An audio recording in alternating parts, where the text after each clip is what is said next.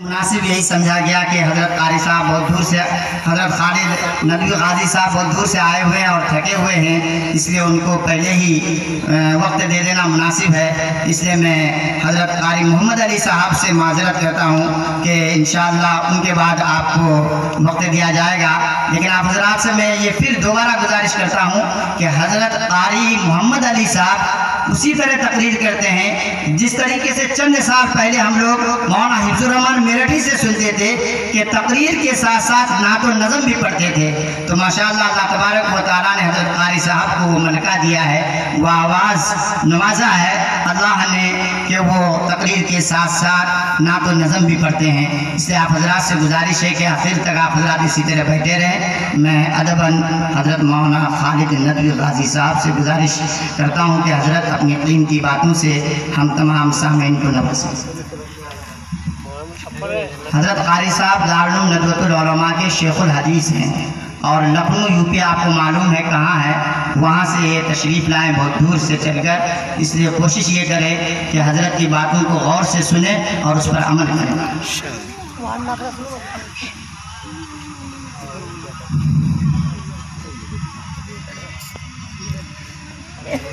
अस्सलामु अलैकुम व रहमतुल्लाहि व बरकातुहू।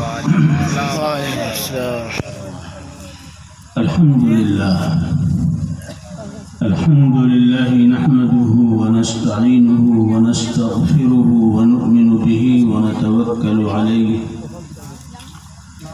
व नऊज़ु बिल्लाहि मिन शुरूरि अनफुसिना व मिन सय्यिआति अमालिना। من يهده الله فلا مضل له ومن يضلله فلا هادي له ونشهد أن لا إله إلا الله وحده لا شريك له ونشهد أن سيدنا ومولانا وحبيبنا وشفيعنا ونبينا محمدا عبده ورسوله. أما بعد، قال الله عز وجل في القرآن المجيد والفرقان الحميد: أعوذ بالله من الشيطان الرجيم، بسم الله الرحمن الرحيم. قل إن كنتم تحبون الله فاتبعوني يحببكم الله ويغفر لكم ذنوبكم والله غفور رحيم. وجاء في الحديث الصحيح عن رسول الله صلى الله عليه وعلى آله وسلم أنه قال: ثلاثة لا يدخلون الجنة أبدا. قالوا: من هم يا رسول الله؟ قال: الديوس. قالوا: من الديوس يا رسول الله؟ قال: الديوس الذي لا يبالي من دخل بيته وخرج، والرجل من النساء، ومدمن الخمر، أو كما قال عليه الصلاة والسلام. صدر محترم، اسٹیج پر تشریف فرما علماء کرام، حاضرین مجلس، خواتین اسلام اور منتظمین، محبین، مخلصین، معاونین، میرے لیے بڑی سعادت کی بات ہے کہ آج اس سیرت النبی کے اجلاس میں شرکت کا موقع مل رہا ہے۔ شکارپور کی سرزمین پہ اللہ تبارک و تعالیٰ نے پہنچنے کی توفیق عطا فرمائی، ورنہ حالات تو ایسے تھے کہ حالات کے تناظر میں کہیں شکار ہو کر کے عدم ورود سے محرومی ہوئے، عدم ورود ہونے کا شبہ اور خدشہ پیدا ہو گیا تھا، لیکن اللہ تبارک و تعالیٰ نے شکار کرنے کے لیے پہنچا دیا، شکار ہونے سے بچا دیا۔ تو آپ کے یہاں آ کر کے بے حد مسرت ہو رہی ہے اور پھر یہ اجلاس سیرت کے عنوان سے منعقد کیا جا رہا ہے۔ سیرت کی ابتدا تو حضور اکرم صلی اللہ علیہ وآلہ وسلم کی ولادت باسعادت سے ہوتی ہے۔ آپ کی آمد ناز سے اللہ عز و جل نے اس کائنات کو سجایا ہے، بنایا ہے، سنوارا ہے، نکھارا ہے۔ آپ کی آمد مقصود نہ ہوتی تو یہ کائنات اپنے وجود سے محروم ہو جاتی۔ اللہ عز و جل نے انہیں جنہیں تقدس حاصل ہو چکا تھا، اور وہ تقدس ایک ایسا تقدس تھا جو محرومی کا پیش خیمہ تھا، تو اللہ نے اس تقدس پہ حرف غلط کی طرح اس کو مٹانے کا فیصلہ کیا۔ لہذا دریائے ساوا کو تقدس حاصل تھا، اس کے ایک ایک بوند کو مقدس سمجھا جا رہا تھا، تو اللہ عز و جل نے اس کو خشک کر کے دکھا دیا کہ اس کے اندر تقدس ہے۔ آگ جو جل رہی تھی ایران میں، آذربائیجان میں، اور اسے تقدس سمجھا گیا تھا، مقدس سمجھا گیا تھا، اور یہ سمجھا جا رہا تھا کہ یہ آگ کبھی بجھنے والی نہیں ہے۔ اللہ عز و جل نے حضور اکرم احمد مصطفیٰ محمد مصطفیٰ صلی اللہ علیہ وآلہ وسلم کی آمد ناز کی برکت سے ولادت باسعادت کے موقع پر اس آگ کو خاموش کر دیا، گل کر دیا۔ وہ آگ بجھ گئی جو بجھائی نہیں جا سکتی تھی، اس کو جلایا ہی جا رہا تھا، اس کو روشن ہی نہیں بلکہ اس کی لو کو تیز کرنے کی ہر ممکن کوشش کی جا رہی تھی، لیکن اچانک وہ آگ بجھ گئی۔ فخر و غرور و تکبر کے وہ کنگورے جو صدیوں سے اپنے وجود کے ان تمام نمایاں پہلوؤں کو ظاہر کرنے کے لیے سر اٹھا اٹھا کر کے دنیا کے سامنے پیش کر رہے تھے، وہ کنگورے گر پڑے، اور اللہ عز و جل نے یہ فیصلہ کر دیا کہ اس کائنات کے اندر ایک عظیم تبدیلی آنے والی ہے جو فیصلہ الہی ہے، جس میں کوئی باندھا نہیں ڈالا جا سکتا ہے، جس سیل کو کوئی روک نہیں سکتا ہے، جس باد نسیم سے ہر وجود کو اور ہر وجود کے مشامجاں کو معطر کرنے کا موقع ملے گا، اور اس وجود کے ذریعے سارے وجود کے اندر ایک نکھار، ایک جمال، ایک تجمل، ایک تحسن کی کیفیت پیدا ہوگی۔ یہ اللہ کا فیصلہ تھا۔ لہذا اللہ رب العزت نے تو بہت سے احسانات ہم پہ کیے ہیں اس کائنات کے ذریعے، اس زمین پر، آسمان پر، ستاروں پر، کہکشاؤں پہ، سورج پہ، چاند پہ، دریاؤں پہ، پہاڑوں پہ، فضاؤں پہ، جنگلوں پہ، لیکن سب سے بڑا احسان جو اللہ رب العزت نے کیا کہ وہ جناب محمد رسول اللہ صلی اللہ علیہ وآلہ وسلم کی آمد ناز کا فیصلہ فرمایا۔ قرآن پاک میں ان تمام نعمتوں کا تذکرہ تو اجمالی بھی ہے اور تفصیلی بھی ہے۔ اجمالی یہ ہے کہ اللہ رب العزت نے فرمایا کہ ان تعدوا نعمت اللہ لا تحصوها، اگر تم اللہ کی نعمت کا شکر ادا کرنا چاہو تو اشان ادا نہیں کر سکتے، اللہ کی نعمتوں کو شمار بھی کرنا چاہو تو نہیں کر سکتے، تو اللہ کی نعمتوں کو شمار کرنا ہمارے بس میں نہیں ہے۔ اور تفصیل جہاں کرنی ہوئی تو اللہ نے فرمایا اللہ الذی خلق السماوات والارض وانزل من السماء ماء فاخرج به من الثمرات رزقا لكم وسخر لكم الفلك لتجري في البحر بأمره وسخر لكم الأنهار وسخر لكم الشمس والقمر دائبين وسخر لكم الليل والنهار وآتاكم من كل ما سألتموه وإن تعدوا نعمة الله لا تحصوها إن الإنسان لظلوم كفار۔ تو یہ آیت سورہ ابراہیم کی ایسی ہے جس میں تفصیل بھی ہے اور اجمال بھی ہے۔ تفصیل بھی نعمتوں کی ہے اور اجمال میں ایک ہی جملے کے اندر کہہ دیا گیا کہ تم شمار بھی نہیں کر سکتے ہو، لیکن احسان کا تذکرہ جہاں کرنا ہوا تو فرمایا لقد من اللہ علی المؤمنین اذ بعث فیہم رسولا من انفسہم یتلو علیہم آیاتہ ویزکیہم ویعلمہم الکتاب والحکمہ وإن كانوا من قبل لفی ضلال مبین۔ تحقیق کہ اللہ نے احسان کیا ہے ایمان والوں پر، ایمان والوں کا تذکرہ اللہ رب العزت نے اس لیے کیا کہ یہی اس احسان کو ماننے والے، جاننے والے، برتنے والے، استفادہ کرنے والے، فائدہ اٹھانے والے اور اس کے نفع اور اس کے صلاح کو پہچاننے والے اور اس کی دریوزہ گری کر کے اس کے ذریعے وہ شناخت حاصل کرنے والے ہیں جس کی بنیاد پر کائنات کی ہر چیز ان کے لیے مسخر کر دی گئی ہے۔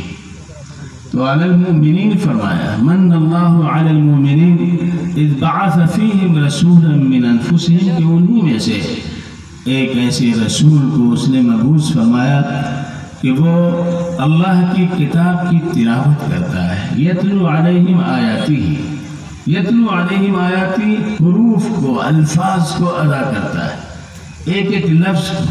لہذا ابتدائی علم کا پہلا قدم یہی ہوتا ہے، استاذ طالب علم سے کہتا ہے پڑھو الف، پڑھو با، تو اللہ کے رسول صلی اللہ علیہ وسلم کی زبان مبارک سے الفاظ ادا کرائے گئے، الف لام میم، ہا میم عین سین قاف، ہا میم طا سین طا سین میم، یہ الفاظ ادا کرائے گئے اور ان الفاظ کے ذریعے جملوں کی ترکیب کے ذریعے اللہ نے اپنا کلام پیش کیا ہے۔ اللہ کے رسول صلی اللہ علیہ وسلم نے یہی پڑھ کر کے امت کے افراد کو دار ارقم میں اللہ رب العزت سے ہم کلام ہونے کا شرف عطا فرمایا۔ آپ سوچئے ذرا سا آپ کتنے معزز ہیں، آپ کو اللہ نے کیسی عزت عطا فرمائی ہے کہ ہم کلام ہونے کے لیے نبیوں میں اللہ رب العزت نے حضرت موسیٰ کا انتخاب فرمایا، لیکن حضرت موسیٰ علیہ السلام کو اس کی زکوٰۃ ادا کرنی پڑی اور ایسی زکوٰۃ کہ کوہ طور کی بلندی تک انہیں پہنچنا پڑا، اور کوہ طور کوئی معمولی پہاڑ نہیں ہے۔ میں خود اس پہ چڑھاؤں 5 گھنٹے لگے تھے چڑھنے میں، کوہ طور پر چڑھنے میں 5 گھنٹے صرف ہوئے، اور ایک مرحلہ تو ایسا آیا کہ جہاں چڑھائی یوں ہے، وہاں جب میں پہنچا تو میرے پیر جواب دے چکے تھے، اور آج سے یعنی سن 98 کی بات ہے، یہ 98 کی بات ہے، آج سے 20-21 سال پہلے کی بات ہے۔ ظاہر ہے اس وقت جو قوت تھی جسمانی آج وہ نہیں، لیکن وہاں پہنچنے کے بعد قوت جواب دے چکی تھی۔ لیکن بعض نمونے ایسے ہوتے ہیں جس سے بڑی قوت حاصل ہوتی ہے، وہ نمونے کسی کے بھی ہو سکتے ہیں، نمونوں کی بنیاد پر انسان اپنے افعال کو، اپنے کردار کو، اپنے اخلاق کو، اپنے اعمال کو سنوارتا ہے، بناتا ہے اور آگے بڑھانے کی کوشش کرتا ہے۔ نمونے کے بغیر کچھ ہو نہیں پاتا ہے۔ میں آپ کو سنانا چاہتا ہوں کہ نمونہ کیا تھا۔ وہاں پہنچ کر کے میں تھک ہار کر کے کھڑا ہو گیا، سوچنے لگا یہاں کیسے چڑھیں، اور قاہرہ سے وہاں گئے تھے، نہر سویز پار کر کے گئے تھے۔ اب وہاں پہنچ کر کے اگر اس کی چوٹی پہ نہ جائے تو ایک محرومی کا احساس ہوتا، اس لیے کہ اس کائنات کے اندر، دنیا کے اندر 3 محبت وحی ہے، یا اللہ کی وحی نازل ہوئی ہے۔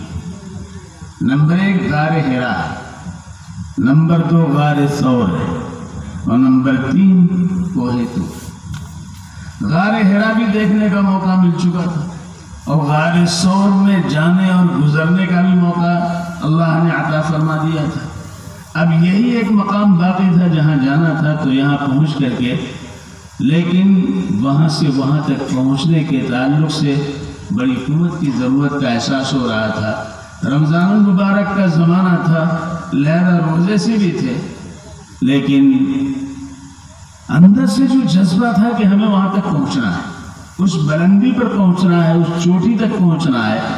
اور حضرت موسیٰ علیہ نبینا علیہ السلام نے جہاں ہم کلام ہونے کا شرف حاصل کیا ہے، اس سرزمین کو دیکھنے، اس چوٹی کو دیکھنے، انسان کے اندر جب شوق پیدا ہوتا ہے تو مسئلے آسان ہو جاتے ہیں۔ نہیں مشکل کوئی مشکل، نہیں مشکل کوئی مشکل سوائے ایک مشکل، نہیں مشکل کوئی مشکل سوائے ایک مشکل کے۔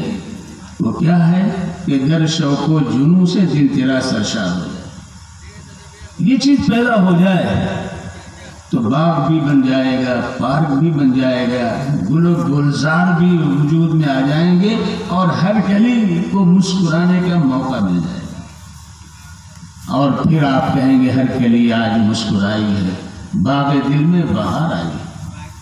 عزیمت چاہیے، ارادہ چاہیے۔ تو وہاں کھڑے ہو گئے تھے، مجھے ایک نمونہ سامنے آیا۔ نمونہ یہ تھا کہ جب میں غار حرا کی زیارت کے لیے جبل نور پہ چڑھ رہا تھا تو راستے میں ایک خاتون بیٹھی ہوئی تھی، اس کا شوہر یو پی ہی کا تھا، وہ حج کرنے کے لیے آئے تھے اور ہم بھی حج کے اس میں گئے ہوئے تھے۔ تو شوہر نے اس کو چھوڑ دیا تھا، چھوڑ کے وہ آگے بڑھ گئے تھے، اس لیے کہ اس نے اپنے عجز کا اظہار کیا تھا کہ میں آگے نہیں چڑھ سکتی ہوں۔ وہ اللہ کی بندی بیٹھی ہوئی تھی، شوہر آگے جا چکا تھا۔ میں جب گزرا تو اس نے پوچھا مجھ سے، مولانا صاحب یہ کیا ہوتا ہے؟ اپنے اودھی زبان میں کہا، مولانا صاحب یہ کیا ہوتا ہے؟ ہم نے کہا یہ جبل نور ہے۔ تو اس نے کہا جبل نور کیا ہوتا ہے؟ ہم نے کہا جبل نور جہاں غار حرا ہے۔ تو اس بندی نے کہا غار حرا ہے تب تو چڑھے چاہے مر گئے، یہی جملہ اس کا تھا، تب تو چڑھے چاہے مر گئے۔ آج سے کم 40 سال کا عرصہ ہوگا، لیکن آج بھی اس کی آواز ہمارے کان کے پردے سے ٹکراتی ہے اور ایک قوت اس سے ملتی ہے۔ وہ آپ کو طور کی اس بلندی کے زیر سایہ میں کھڑا تھا اور یہ نمونہ سامنے تھا۔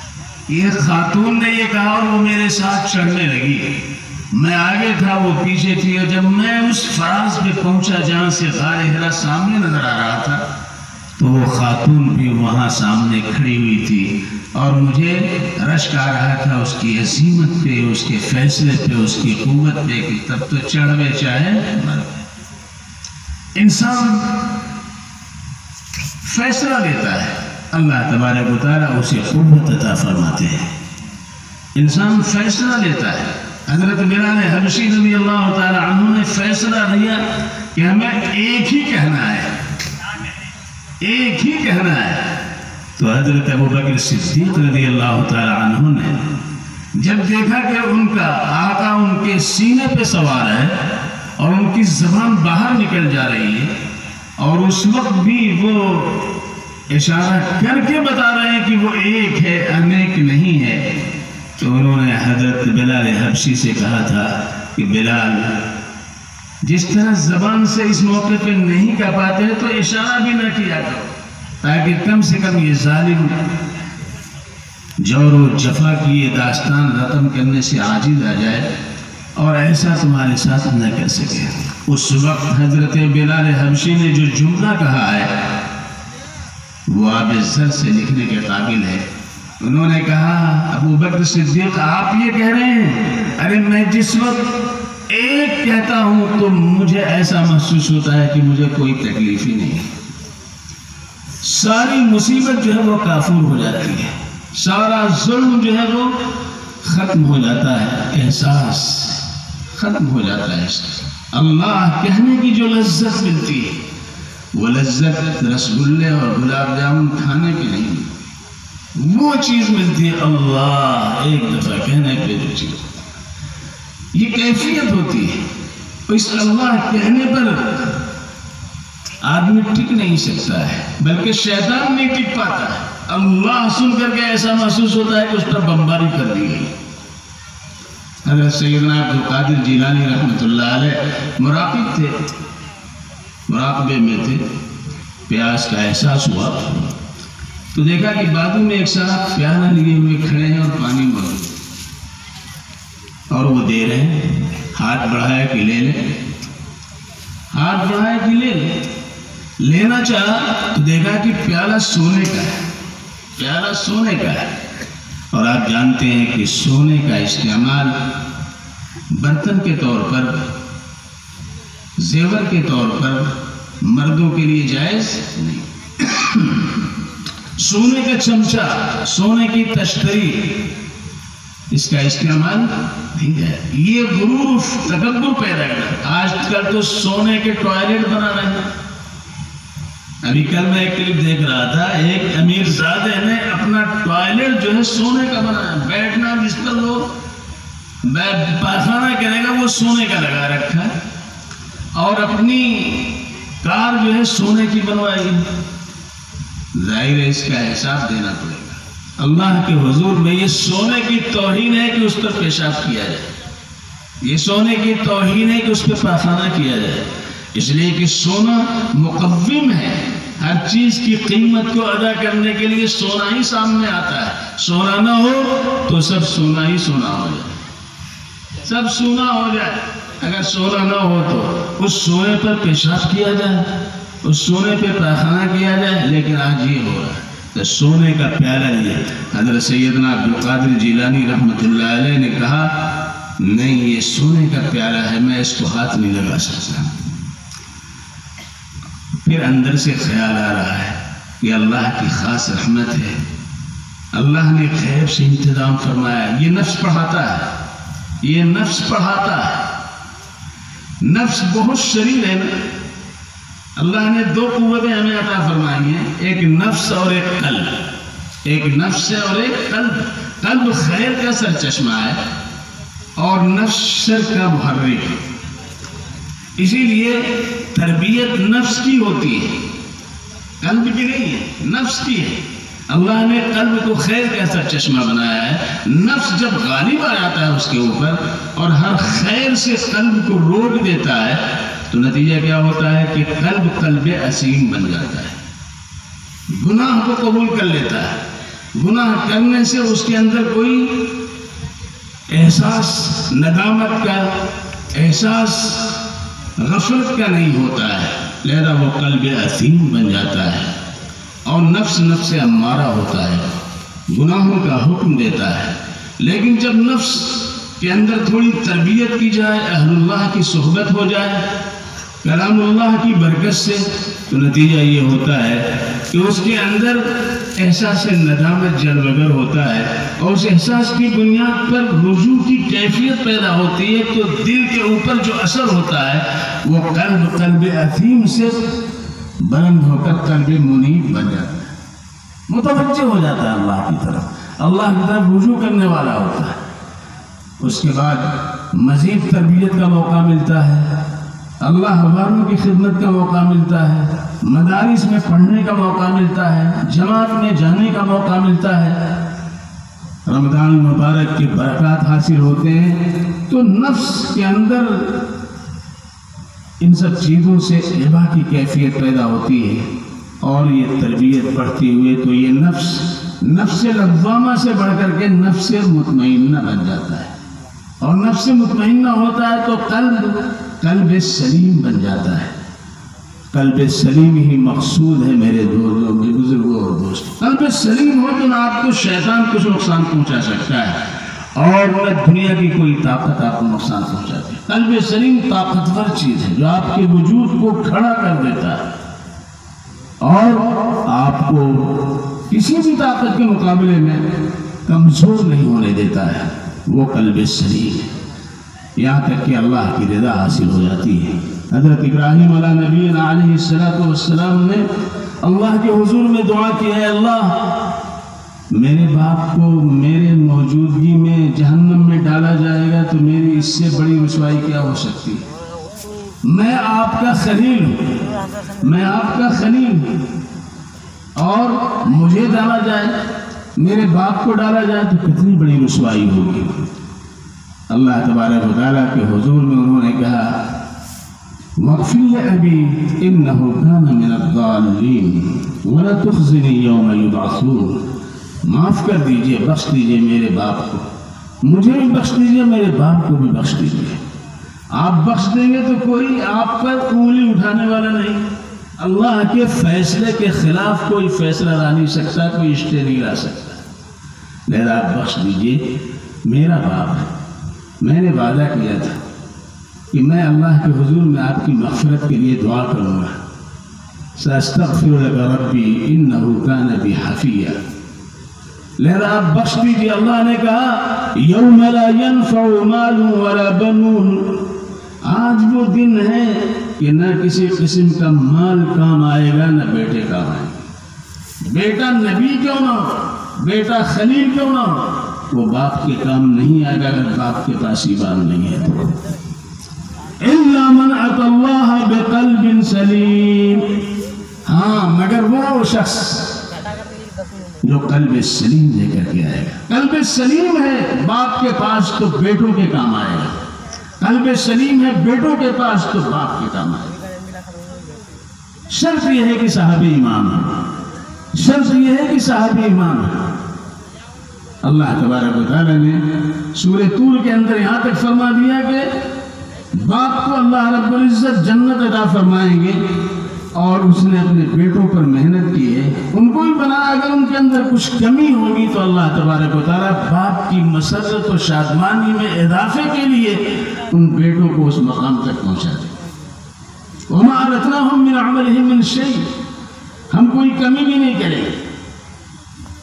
لہذا باپ کی سب سے بڑی ذمہ داری یہ بنتی ہے، تو وہ قلب سلیم، وہ قلب سلیم تو عزیمت کے ذریعے، عزم کے ذریعے یہ چیز پیدا ہوتی ہے۔ جب انسان فیصلہ کر لیتا ہے تو دشواریوں پہ، مصائب پہ، حالات پر غالب آ جاتا ہے، اور یہ فکر اس وقت اس کے لیے مفید و مؤثر ہوتی ہے جب وہ سیرت کے زیر سایہ اپنے ان تمام امور کو انجام دینے کا فیصلہ کرتا ہے۔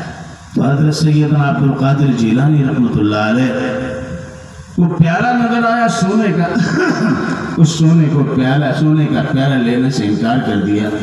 پھر اندر سے خیال آیا وہ نفس بھی ہر ایک کے ساتھ لگا ہوا ہے، وہ نفس نماز میں بھی ہوتا ہے اور طواف میں بھی ہوتا ہے، حج میں بھی ہوتا ہے اور زکوٰۃ کی ادائیگی کے وقت بھی ہوتا ہے، ہر جگہ وہ ہوتا ہے۔ لہذا نفس نے کہا کہ دیکھیے صاحب، آپ کے لیے سونے کے پیالے میں پانی آیا ہوا ہے، اور ایک وہ شخص جس سے آپ نے کوئی مطالبہ نہیں کیا وہ لیے ہوئے کھڑا ہے، تو آپ قبول کر لیجیے۔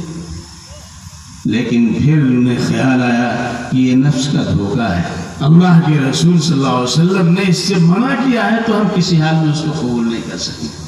لہذا انہوں نے کہا لا حول ولا قوت الا باللہ، یہ وہ بم ہے جس سے ہم شیطان کے ہر کوشش کو سبوتاز کر سکتے ہیں، اس کی تمام تر توانائی کو خاک میں ملا سکتے ہیں، اس کی حکمت عملی کو ہم خاک میں ملا سکتے ہیں۔